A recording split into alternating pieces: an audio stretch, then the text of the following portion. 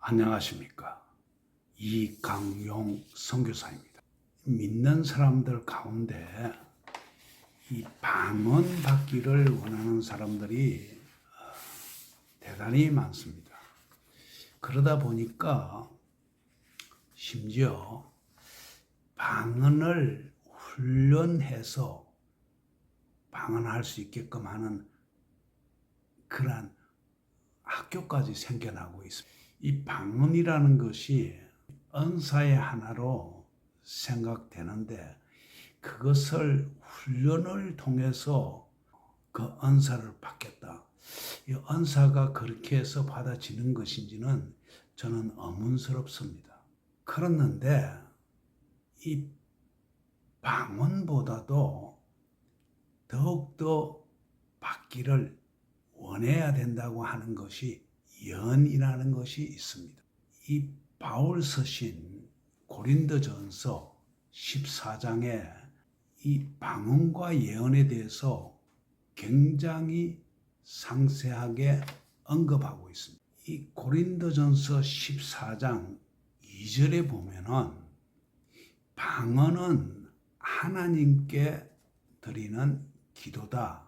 그래서 4절에 보면은 자기의 덕을 세우는 데 유익하다라고 얘기를 하고 있습니다.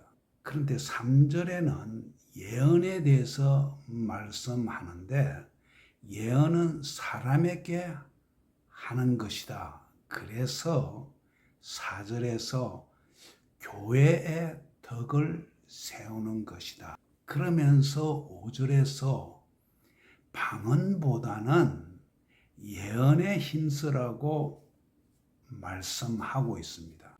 왜 예언에 힘쓰라고 얘기하느냐 하면은 방언은 보통 통역이 없기 때문에 자기의 덕만 세울 뿐이지 교회의 덕을 세우지 못하기 때문에 예언에 힘쓰라고 말씀하고 있습니다.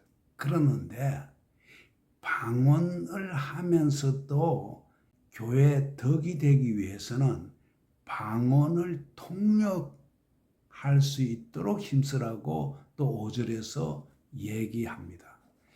방언도 하고 자기 스스로도 통역을 할 수 있으면 좋겠지만은 방언 통역의 은사가 있는 분이 또 있습니다.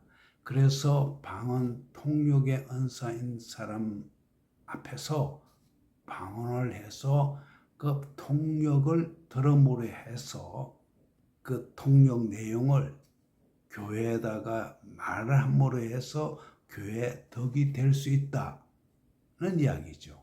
그러니까 자기의 덕도 됐고 교회의 덕도 덕이 되려고 하면은 방언하되 방언 통역이 있어야 된다는 이야기죠.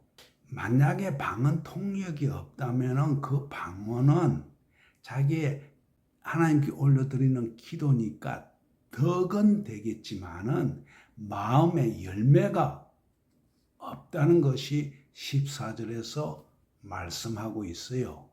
22절에서는 방언은 믿지 않는 사람들을 위한 표적이 된다. 다락방에서 방언이 터졌을 때 지나가던 외국인들이 자기 말로 듣고서 감동을 해서 그것이 전도가 되고 성도로 이끌게 되는 그러한 역할은 할 수가 있어요. 좋은 것이죠. 근데 예언은 믿지 않는 사람들을 위한 것이 아니라 믿는 자들을 위함이라고 22절에서 이야기를 하고 있습니다. 즉 믿는 자, 교회의 덕을 세우게 된다는 이야기죠. 그래서 이 방언 받기를 힘쓰는 것은 좋습니다. 뿐만이 아니고 예언에도 힘쓰라는 이야기죠. 방언이 안 된다면 예언하는 것이 오히려 방언보다 낫다 하는 것이 바울의 주장입니다. 그러는데 자기가 방언을 한다고는 하는데 제가 듣는 방언은 방언이라고 할 수 없는 따따따 랄랄라 그것이 방언이라고 저는 인정하고 싶지 않습니다. 방언을 정말로 해본 사람으로는 방언을 정말로 하게 되면은 혀의 움직임이 따따따 랄랄라 자기의 의지대로 움직이는 것이 아니에요. 이거는 통제할 수 없는 혀의 꼬임이 생겨납니다. 그러한 것이 방언이라고 할 수 있지. 따따따 랄랄라 의도적으로 하는 이거는 방언이 아닙니다.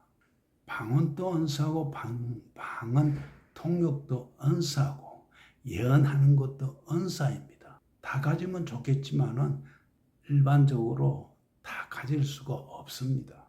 그러니까 방언 은사가 없다고 해서 실망할 것도 없습니다. 하나님께서 필요한 은사를 각자에게 주시는 것입니다. 오늘은 여기까지 하겠습니다. 감사합니다.